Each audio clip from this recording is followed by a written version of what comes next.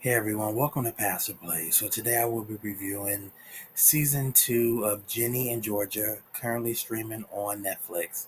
So usually I am kind of reading from a script, but today I'm doing a little bit more free form. I have some kind of things just that I want to, kind of just to keep me on track and not to go off. But let's start off with the Gilmore Girl comparisons.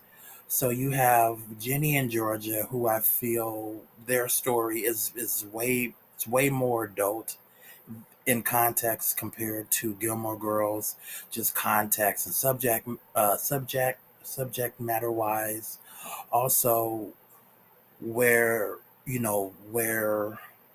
Lorelai came from, her upbringing versus the upbringing of Georgia, and Lorelai came from a family with means, with money. She did feel kind of stifled by her mom. Her mom wanting her to be, something that she wasn't, or someone that she wasn't interested in being. The cotillion and different things like that. She wasn't interested in being like that. And when she had become pregnant with Rory, after just a year, that's when Lorelai she ends up running away to the town of Stars Hollow, where she ends up finding a job at the Independence Inn. And at that time, the owner took her in, gave her a job as a maid, and the owner let her and Rory live in the back in a renovated potting shed.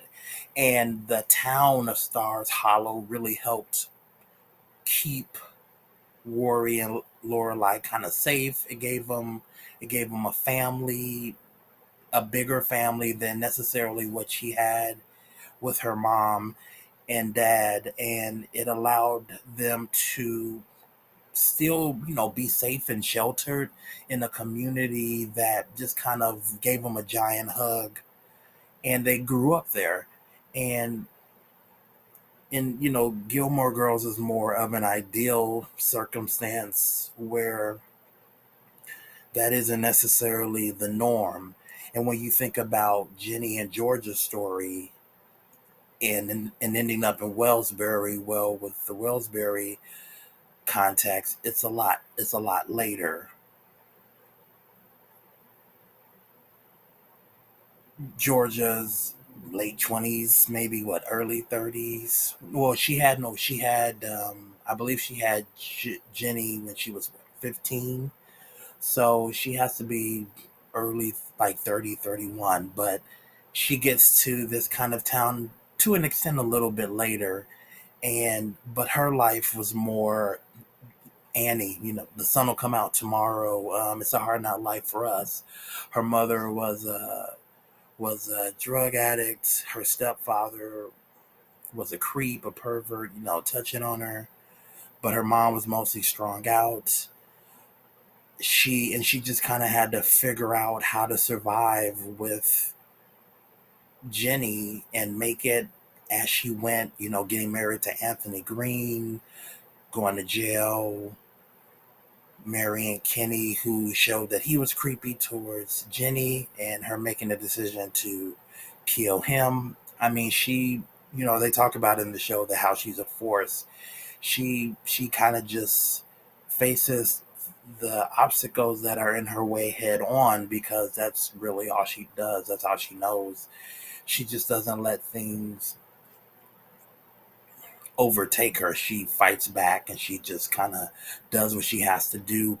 Damn the circumstances. She doesn't always think about the aftermath, the repercussions of her actions. She's just like, I have to do this, and she does what she has to do in the moment. She just kind of, she's just very direct and intentional in those moments where it's like, this is what's going on, this is what I'm going to do, and I'm just going to do it. She doesn't really think about the consequences in the long run and how it affects her kids and those around her. But in this season, she really does come to, I think, get a better understanding of what she's been doing through Paul, through Jenny, through Austin, through Zion. So Um, and then you have Christopher, Rory's dad, which in Ginny and Georgia is Zion, both of their first loves who kind of come in and out of the picture.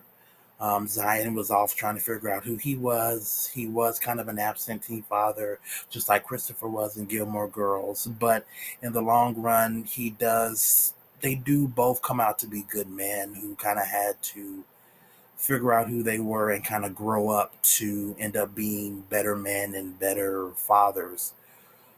Zion towards Ginny and Christopher towards Rory. Though even in Gilmore Girls, he was still in and out. He was very kind of indecisive in his relationship with Lorelai too. They kept kind of going back and forth, not really deciding if it's what they wanted. And then Ginny and Georgia, Joe, who owns the Blue Farm, he is, he's Luke from Gilmore Girls, and Luke owned his own local diner. And one thing I didn't understand about this season, or at least from the first two seasons, they have it where Joe and Georgia, they met when they were younger, teenagers, and he didn't say anything to Georgia, but he kept kind of being upset as if because she didn't recognize or remember that it was him, from those years ago. And then in either episode 9 or 10, he kind of calls her on it, and then she admits that, I thought we were friends. I thought we were best. We were good friends. Why didn't she tell him about, him sleeping with Cynthia? But she kind of alludes to the fact that she did remember that she knew him from when they were younger. But I just thought that was really weird. It's like he could have just told her, do you remember me? The sunglasses symbolism. He's like, I don't want the glasses. Keep the sunglasses. I just thought that was kind of just. I thought it was unnecessary. I mean, it just seemed weird for her to say that they're friends, but then to act like you're going to pretend like you don't remember him from when you were younger, him being upset that she quote unquote does it, but never saying, we met once before. I just thought that was really weird on both of their parts. It didn't really make sense. And I can't remember. I think she met him too. I believe it was before, at least I believe it was before Ginny was even born. Like this may have been a little bit before she even met Zion, from what I remember. And then you have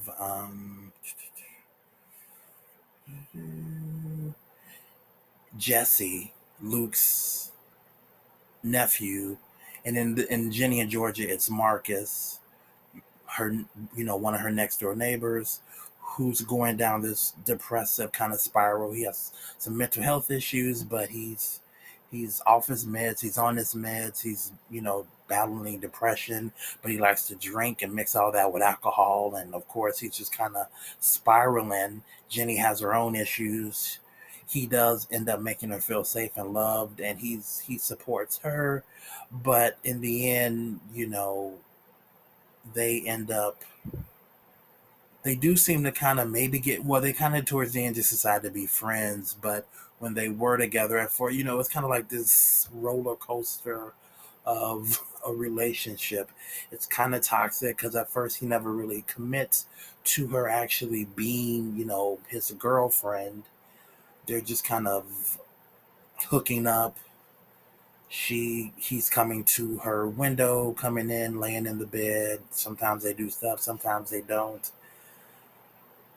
And also too, you also have Dean from Gilmore Girls, but in here it's Hunter, the good guy, the better choice, the one who's more well-rounded, has a better head on his shoulders. Even though in this case, Jenny is new, coming to Wellsbury, and Hunter's already there. The school and the friends already have their clique, but Hunter is kind of the dean in this scenario, and she does end up that relationship ends up kind of falling flat in the first season, but he is kind of like the dean of Ginny and Georgia Hunter. And in the end, he's a good guy, I think. Kind of talking to Jesse, letting him know that Jenny's a special person. You need to figure it out. She really loves you. You need to figure out how to make it work and don't mess it up. And I will say also too for Ginny and Georgia, as far as the writing, I won't say that the writing is completely equal to each other, but there is a quick wittiness to some of the writing in Ginny and Georgia, especially within the conversations between Ginny and Georgia. In that sense, how Lorelai and Rory talk to each other. But again, Ginny and Georgia's way more adults. Um, because Lorelai did not talk to Rory about giving a blowjob or how to do a blowjob. They didn't show Rory giving Dean or Jesse blowjobs or anything. So Ginny and Georgia covers that in over the span in this season of the episodes, and those were things that was not on Gilmore Girls. But either way, okay, after kind of doing the comparison of that a little bit, let's get into actually Georgia and Jenny. I really think in this episode, I mean, throughout this season, you really do see how they continue and push the story. The characters get better understanding of each other, and it really pushes the story forward. And in this season, you really see Georgia finally kind of, starting to understand what Jenny has been going through. And in the first season, Jenny just really kind of, she just has this kind of angst, anger towards Georgia. And in a lot of instances, I do understand Jenny has had her own experience in the things that have happened to Georgia and to Austin. She was there, being moved from different towns between the biker gangs and the different husbands and Kenny, and constantly picking up and moving, from place to place, not really settling down or having any roots. She is biracial, though Georgia, she calls her a force, and Georgia just kind of attacks things, head on. Jenny is not like that. She is really smart in that sense, like Rory was too. She's really smart. She probably will end up going to some Ivy League school. She's a really good writer. She may end up being some kind of poet or working for a newspaper or something. There are a lot of correlations between Jenny and Georgia and Gilmore Girls in a lot of different ways. But either way, Jenny, I feel, really finds her voice. She comes into her own, learning to speak up for herself. At first, when she in the first season, when she first got to Wellsbury, she was kind of figuring out where she belonged, who she belonged with, and initially it was with Maxine and Marcus and kind of the Abby and Nora and Jordan and Hunter, that kind of clique. And then when you get into, when she starts hanging out or getting more in tune to her other side, her African American side, having friends like Bracia, and having friends, more friends of color, and not just, friends who are Caucasian or white, kind of finding that she doesn't have to pick one over the other. She's a combination of both, and she can have friends from all walks of life and not being, feeling insecure or uncertain about that, and being comfortable in who she is and her voice and speaking up for herself. I really feel like Jenny's character really, really comes into her own here. She has the burning her, the inside of her leg when she feels overwhelmed by what's going on. A lot of times with either what Georgia is doing or what Georgia is saying, or the actions of of her mom. And Zion understanding that Ginny needs help in getting her therapy, and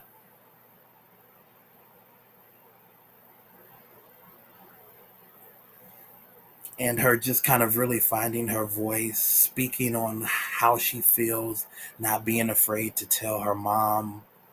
And even Zion, these are the things that are happening to me. These are the things that I'm experiencing. These are the things that I'm going through, and I need you to understand, and I need you to hear me. And then two, with Georgia, her kind of understanding that though she did not want what happened to her to happen to Jenny and Austin, that all the choices that she made, all the actions that she does and continue to do, though she does not want them to get hurt, though she wants them, to be better than her, she wants them to have a better life than her. She's tried to make sure that they did, that they did not go through any of the things that she has gone through, that she's tried to protect them from people like her stepdad and people like Gil, that they still experience the things that she, the circumstances that they found themselves in based on the choices that she made. And that though she has, pushed her way through being a teenage mom and dealing with all the things that she's dealt with and providing them with a good life, that they still, they have trauma, they have things that they are affected by. And though she didn't mean to do it, those things still happened. And her perspective, her perception on things are not the only way to see it. Jenny has her own experiences and how she viewed how she grew up and what she saw and remembered Georgia doing, and so does Austin. And just kind of understanding that it's not about how she feels about it. It's trying to help them and make sure that they can be healthy and happy kids and hopefully adults. And that, like you said, she doesn't want to screw them over, but you have to listen to them. You have to hear what they're saying. You can't be offended or defensive when they tell you that what you're doing affects them, how you do things affects them. And they can change, but you also need to change what you're doing too. And Georgia, I think, has accomplished a lot, considering she didn't have a high school diploma, she didn't even have a GED. I think she finished high school. She found a way to do the best that she could. You also talk about Zion's parents, who did, they had money, they're highly educated. They did offer to help, but she was too proud to take their help. So people like Gil and Anthony and all these kind of questionable types of predators, abusers crept their way in. She does regret the choices that she made in regards to not taking the help from Zion's parents, but she just felt that's what she had to do. She is proud, she is kind of stubborn, but what she has done, the way she has done it, has worked to an extent. There's a lot of collateral damage, of course. She's been arrested. There's skeletons in the closet. There's, dead bodies, people missing. Um, there's still consequences for the actions. And there was a really cool scene, well, not a cool scene, but like a heartfelt scene where throughout the season where Georgia and Jenny, they really have some kind of heartfelt moments. Georgia discovering that Jenny is burning herself, and you know Jenny and Georgia kind of getting better understandings of each other, and kind of the actions or the motives behind their actions. Why does Jenny behave this way? Why does Georgia behave this way? What is the reasoning behind why you feel like this? What is the reasoning behind your actions? Jenny does understand that Georgia would do anything to protect them, and that she loves them to death. She'll do anything for them to make sure that they, have a better life. They end up better, have a better upbringing than she did. Her methods are not always the best, but like she says in the scene when she has Paul parents, Zion's parents, I got them here. I didn't I didn't make all the right, I've made mistakes. I'm not perfect, but I got them here. I got them to this town, to this nice house. They're thriving in school. She's like, I got them here. And Zion's parents, they meant well, but they was, telling Georgia's story to Paul's parents. Paul's parents keep asking, is that the father in prison, or is that the other father? People kind of throwing. I mean, she has two babies' fathers, or two babies' daddies, whatever you want to call them. She has two babies' fathers, but people throwing it in her face to make it seem as if she's less than, or she's trash, and she's not. Everybody's story is their own.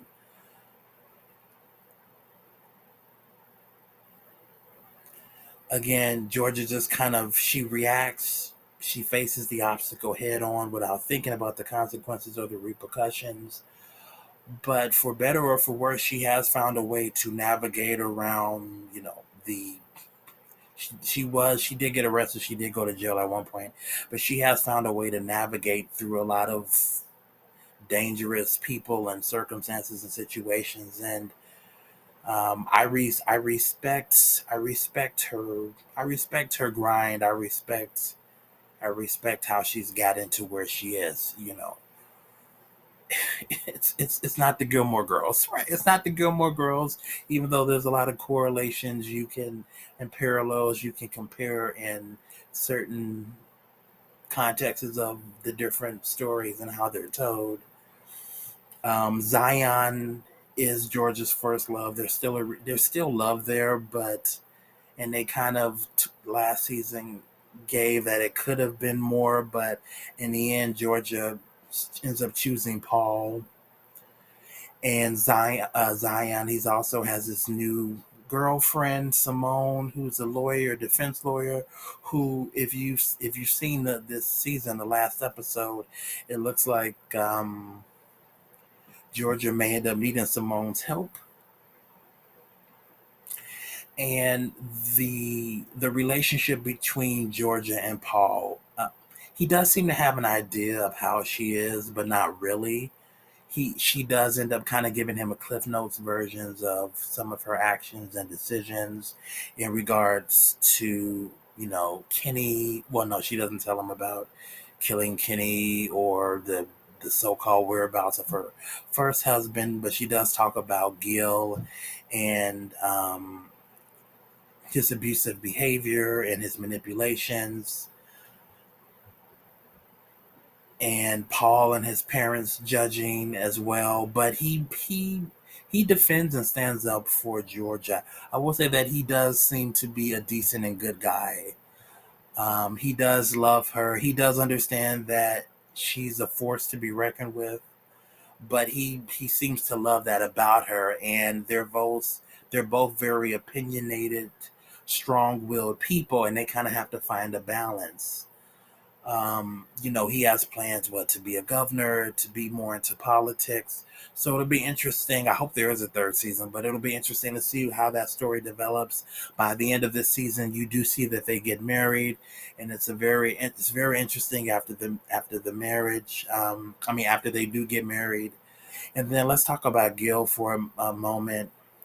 Austin's dad, who shows up, he gets out of prison, and he turns out he was abusive when Austin and Ginny was younger, but they didn't realize. He's smug. Very honestly, he is a lot like Georgia in some ways, not necessarily being abusive, but he has a lot of some of George's characteristics. She ended up using it against him when she framed him for embezzlement because, once she found out that she was pregnant, she didn't want her child, she didn't want Austin to be abused. She just assumed that at some point, probably that Gil would end up hitting either Ginny or Austin or both of them, and she didn't want them in that kind of environment. So she, even though technically he was already a criminal doing the embezzlement anyway, she just wrote a check for $100,000 and cashed the check basically so he would get caught and end up going to jail. But he's not exactly, and he wasn't innocent. And then later in the second season, when he comes into the house all mad and just starts beating her up, and just she's like, the kids are upstairs, he just goes and starts beating her and attacking her. And then the very fact that Austin ends up finding one of the guns that Georgia told Paul that she didn't have anymore, because he told her he didn't want any guns in the house, and the percentage of it ends up doing more damage than good. I was happy that Austin didn't end up shooting himself. He ended up kind of grazing Gil on the side of his shoulder in order to protect Georgia, his mom, because Gil was attacking his mom. And I did like how Georgia's like, you get the bleach and the paper towels, clean this up. Austin starts, drawing a picture to cover the bullet hole on the wall before Paul gets home. I just thought that was really cool how they all just kind of banded together. Each one did what they had to do to kind of keep this going. But yeah, Gil ain't shit. I mean, he's just not a good person. And also, too, Austin seeing Georgia kill Tom, which is Cynthia's husband, who's on hospice, who's basically at death's door but hasn't died yet. And Georgia, who, though Cynthia and Georgia don't like each other, they end up kind of building like a kind of frenemies that ends up that's gonna maybe be more into a friendship until Cynthia finds out that Georgia may have killed her husband, even though these last couple months of him being on hospice has been like totally hard for her to really emotionally cope with. And she does end up, sleeping with Joe here and there. They've been having like some, I don't know, some one night stands or whatever you want to call that, to emotionally deal with, the fact that her husband is dying in their, living room or office room or whatever that they have set up for him, because he's living at home, but he's on hospice. So, but Georgia feeling compelled to save Cynthia, to kind of like, it'll be better if Tom is gone, so Cynthia can kind of move on. But Austin is playing hide and seek with their son, Zach, and or Andrew is either the kid's name, and he ends up seeing his mom do it. He doesn't say anything, but then at the very end of episode 10 in season 2, she ends up getting arrested, for the potential murder of Tom. And so we'll see how that ends up being handled. But, and then also too, you have Cynthia, who ends up telling Gil about Georgia, stealing funds from the mayor's office. But she does end up coming through in the end and blacklist Gil from getting an apartment in that area, in the town. So, which is cool because Gil doesn't need to be anywhere really near Georgia or her kids. And we do see that once Georgia tells Paul about everything that's been going on with Gil, Paul gets his lawyer and has a police officer in his office with Gil, basically letting him know that if you want to see my wife, if you want to see my stepson, you have to do it through me. You have to get my permission. And of course, Gil says, this isn't over. He just wants to see his son. Now, he does seem to be a decent dad outside of the abusive, manipulative, blackmailing behavior that he does towards Georgia. But in one of the flashbacks, they do show him saying, me and you, I'm gonna be with you forever. She was like, hell no. So she's like, I need to get you out of my life now. I will say that again, Georgia, she does act. She acts very quickly when people be trying to do stuff. Now she tends to go, she goes from 0 to 100 in an instant. And actually I didn't mention it earlier. Well, we'll come back to that, but let's talk about this private investigator who's pretending to be the third grade teacher at this point, who at a certain point he stops getting paid from Kenny's ex-wife, and it just seems like he's just harassing Georgia at a certain point. It's like you keep digging into her past, but you're not I mean, he's finding things that are questionable, but he doesn't have any proof that she's necessarily done anything. But it does seem to be the same revolving things. People do keep dying around her or disappearing. They can't be found. And then when this thing happens with Tom, he ends up calling 911 to report that, you know, to basically give them a lead that it may be that Georgia may be involved in Tom's death. But and even at one point too, he's about to leave because he gives up. I believe that Kenny's ex-wife stops paying him. He lets Nick know everything, that he's not a third grade teacher, he's a private investigator. Let me tell you all about Georgia before I go. She's not who you think that she is, even though he wasn't who Nick thought that he was either. I mean, you're lying too. He didn't necessarily have to date the guy, but okay. He's like, everything else is fake. My name, my voice, where I'm from, but how I feel about you is real. So I guess we'll see where that relationship goes in season 3. I hope there is a season 3. I just want to see the story unfold. But either way, I just didn't care for the private investigator. I just felt that he was annoying at a certain point. Like, it is harassment. You should have just called the cops on him, George. As far as I'm concerned, he has theories, he has suspicions, but he doesn't have any proof. Yes, a lot of it's circumstantial. Yes, a lot of it's questionable. Yes, she's not perfect, but she's trying to do the best that she can. I mean, I feel for Ginny and Georgia and Austin. I don't know, I can relate to their story in certain aspects. And then we go to this AP teacher, this AP English teacher with Mr. Giller, Gillamy or whatever, who asks Jenny to pick a book by, an African American writer to, for the class to read.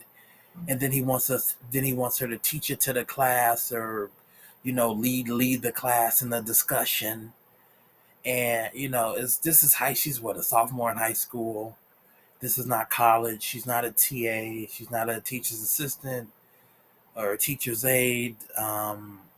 And at first she does struggle going back and forth. Should she even select the book? Should she even do it? And even when he asked her, he's like, I'm trying to meet you halfway here. It's like, you're a teacher. You should know other books by other African American authors, minority authors in general, not just by Caucasian authors. Not to say that those books aren't good, but there are other stories, other people's voices that are out there as well, not just African American, but other minorities in general. There's all stories from all different peoples through all walks of life. But to single her out because she called him out on the list, I mean, on his reading book list last season. But I mean, as a student, you can ask for a teacher to either expand or give levy to other writers or in context to whatever they're teaching.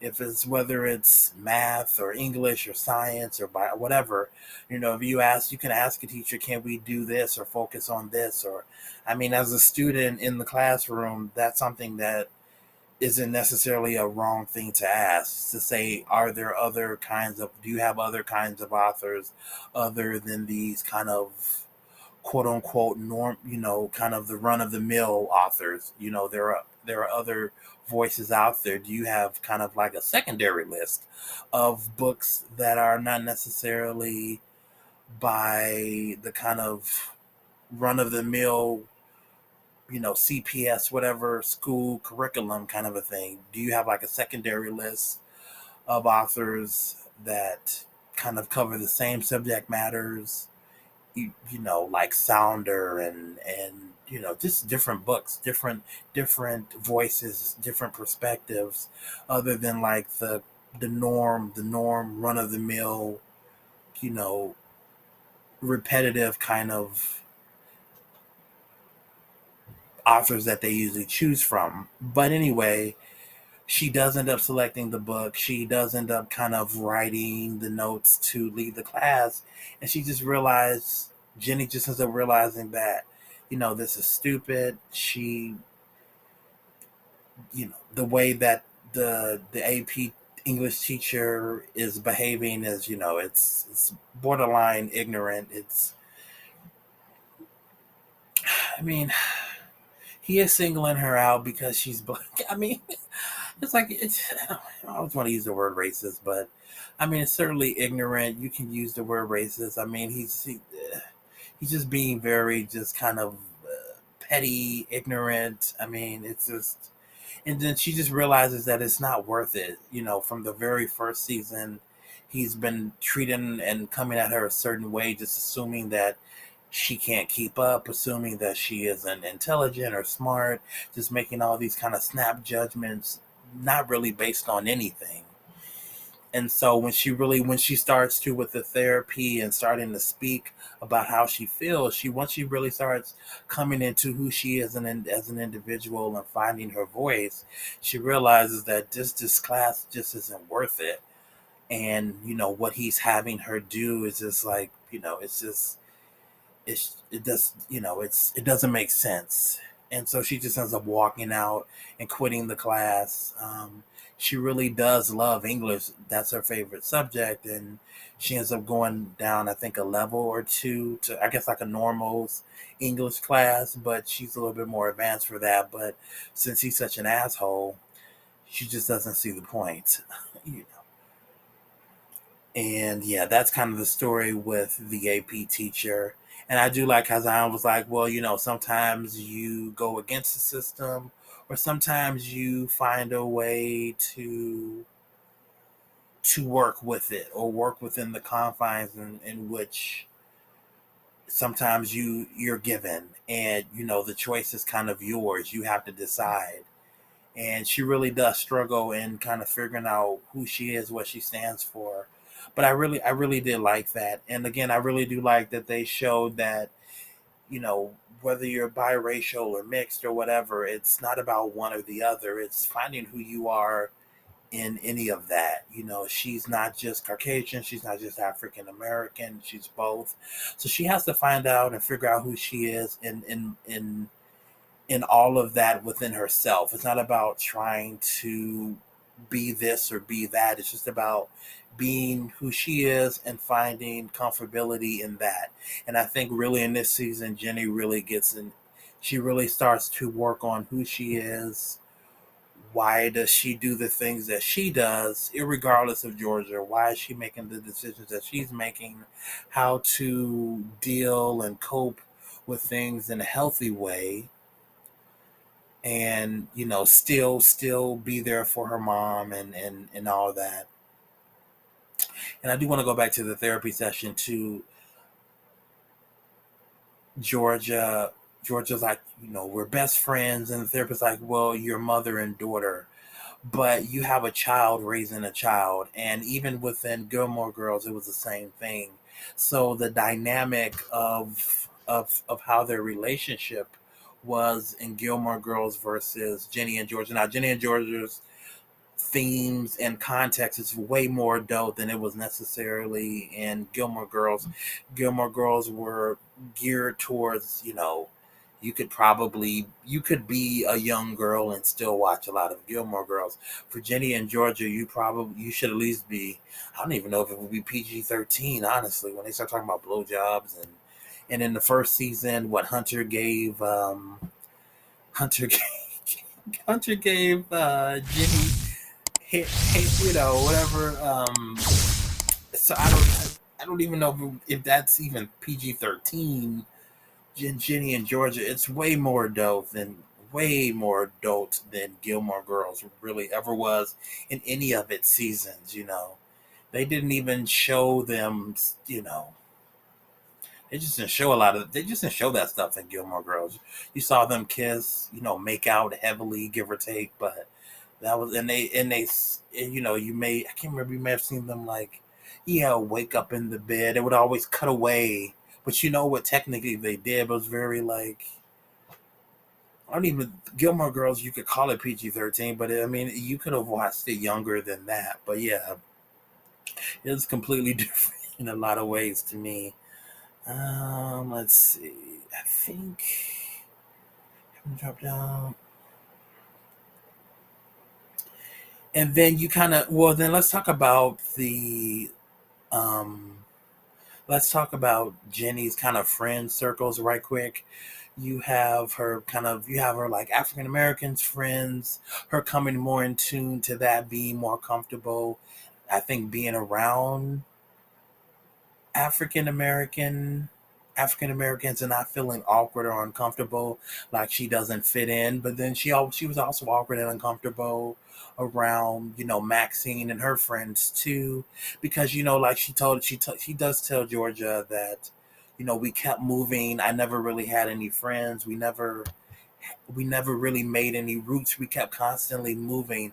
I was always the new kid. It was very awkward. She never really felt that she knew who she was or had a sense of herself. I am glad though too in them, and kind of into, I guess, trying to looking into why Jenny was hurting herself. It wasn't because something had really happened to her, like, or at least in terms of like Georgia, as far as like a creepy stepdad. Kenny was maybe trying to go that way with Jenny, and of course Georgia saw that, and I mean she could have just left, but she didn't have to kill him. But either way, she put a stop to that. But it does seem that Jenny has a problem with I guess dealing with her emotions. She when she feels either attacked or she feels like things are getting too heavy or stressful, she self-harms herself. She needs to find a more constructive, externalized way of dealing with it, and it seems like she's channeling it through her poetry, through her writing, but she needs to find more constructive, positive ways to externalize her emotions, so she's not physically harming herself or doing bodily harm to herself. And I think that again, both of the characters grow in that way, having better understandings of each other. Those heartfelt moments, in the car, Georgia saying, I'm not perfect. I just didn't want the things that happened to me to happen to you. You're a smart kid, being vulnerable, maybe your superpower. There's a lot of, I thought, cool, kind of heartfelt scenes where you show that they're kind of chipping away and kind of slowly getting better understanding of each other. Austin is still young, even though after this season, he's I think for a while, he was naive to what was going on. Jenny has been older. She's older than him. She was when she was like really young, around Austin's age. But once she became in her teens, she's like, no, this is not normal. But Austin's still in that like, yeah, this is fun, dancing parties and all that, right? He's still naive. Not once he sees his mom kill Tom and the dad is beating up Georgia. He takes the gun, right. Like Austin is a little, hopefully he'll be okay, but Austin has it's like welcome to the family, making drawing pictures to cover up bullet wounds and just poor Austin. I feel bad for Austin. Austin is like Austin gonna have to figure it out. Hopefully he won't be too messed up by this, but she is asking them, are you guys okay? Georgia just seemed to be more aware that it's not just her. She's trying to make sure that her kids are all right, and she's always tried to do that. So again, I think that her, it's called Ginny and Georgia, so the focus is really on them, but I think that they've really made a lot of breakthroughs in this season. But yeah, you kind of have the cliques groups. You have Byron and Bracia. They have them doing the school play. That was cool. Kind of like a take on the other Netflix show, which I can't. Oh, Bridgerton. A take on Bridgerton. They did a play and it was pretty good. Bracia, she can really sing. They showed Jenny playing the piano. A lot of the kids, they have a band. Hunter. They do have this kind of triangle between Maxine, Silver, who does the designs for the play, who's kind of like a new love interest for Maxine, and then Sophie, her kind of previous girlfriend who dated, but now she's dating the guy. They end up breaking up, and Maxine, for a moment, she's kind of stalkerish towards Sophie, liking everything on her social media, not really understanding the fact that they're broken up and why, and kind of at first not even really paying attention to Silver. But Silver seems to be, Silver is flirting with Maxine. It's clear that Silver likes Maxine, but Maxine is so focused on Sophie that she doesn't really pick up on it with Silver. By the time she does, it does seem like maybe Maxine and Silver may end up dating, and Maxine realizes that she can't be more than well Maxine realizes that she can't be friends with Sophie, at least right now, maybe later on once they have some distance, but she needs to maybe focus on Silver and kind of get having or kind of just stepping away from Sophie basically. But it was an interesting triangle between Silver, Sophie, and Maxine. Then you have Jordan and Nora, who they've been what they're some of their sophomores in high school too, along with Jenny and the rest of the friends. But they've been dating for 3 years, so assumably since what seventh or eighth grade they've been dating and kind of having a rut and not really kind of having a rut because they've been dating for 3 years, but they're only sophomores in high school. Um, I thought it was interesting too that for the anniversary he got this emerald ring, and then he drops it in the milkshake, but he doesn't give her a straw. So then I think she ends up like swallowing the ring. Then they're talking about gag refluxes. I don't know, but okay. And then you have Abby,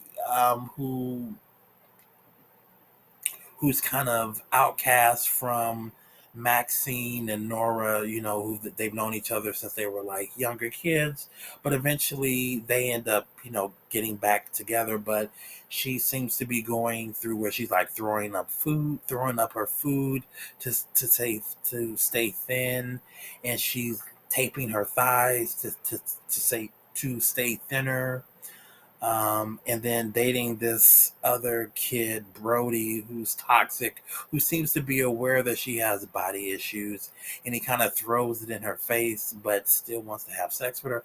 I mean, so I don't know. Some of the friend groups was like they just got a lot going on too, but they are different perspectives on I think high school life and different the way that different people interact and how different kids, different teenagers are going through all different things. All these friends are kind of interacting with each other, but different friends are going through different things, and so I do like that they're giving you contrast, they're giving you variety. It's not just one, just one kind of generic group of friends. There's different types of friends. There is diversity in the friend group too, as Jenny becomes more in tune to, I guess you'd call it, her African American side. And then just being comfortable in that and not being awkward or insecure about it. But her just opening herself up to more people and making more friendships, and realizing that she doesn't have to pick one or the other. She can just be friends with anybody. It doesn't necessarily have to be African American or Caucasian, but just in that sense. So again, I do like that. And then basically at the end, we have the private investigator who once he finds out that Tom has passed away in hospice, but that Georgia was there, he ends up letting the cops know. And of course, he does it on the wedding. Well, he doesn't do it exactly on the wedding day, but it's on the wedding day when, at this point, too, Georgia is getting ready to run away because Gil has made it clear that he's not going to leave her alone, and that he's going to try to blackmail Paul because his family comes for money. And she thinks about running away. She ends up canceling the wedding venue, canceling that date. And Jenny figures it out like, oh no, my mom's about to try to run away again. She calls her mom on and says, you just need to let Paul know majority everything, not necessarily about the murders, but you need to let him know and let him decide if he wants to be with you. And as I discussed earlier, he does end up doing that. That's when he lets Gil know these are the parameters and how you'll see my wife and my stepson. And Jenny ends up finding a way, with the help of the town, to have this marriage. And I'm not even sure where they end up having the marriage. It was in some venue. They end up getting a horse-drawn carriage from Joe to take Georgia to the venue where the marriage is all set up. It's really nice, the wedding ceremony. It is really nice. The town helped put it together because she set up something where on the town's website they will spotlight a different local business, and I believe it's 5% of the proceeds will go towards the school to help with different funding. And so the people in the town, the small business owners, they really appreciated that. And so they kind of came together to help make this wedding special for Georgia and Paul. And they do end up getting married. They end up having their dance, but at their dance, that's when a PI comes in with the cops, and they end up arresting Georgia. So again, I think she may end up needing Simone's help. Zion does end up coming to the wedding, which I thought was really cool because at one point he said he wasn't going to come because it'd be too hard. But I think as he moves on with Simone and realizing that him and Georgia are not going to necessarily be, even though you never know what's going to happen, but he does end up deciding to come to the wedding, and probably too a little bit for Ginny, but he does end up coming to the wedding too. But when Georgia gets arrested, you have Austin running after the car saying, I didn't tell anybody. He hasn't even told Jenny that he saw Georgia take the pillow and put it over Tom's mouth.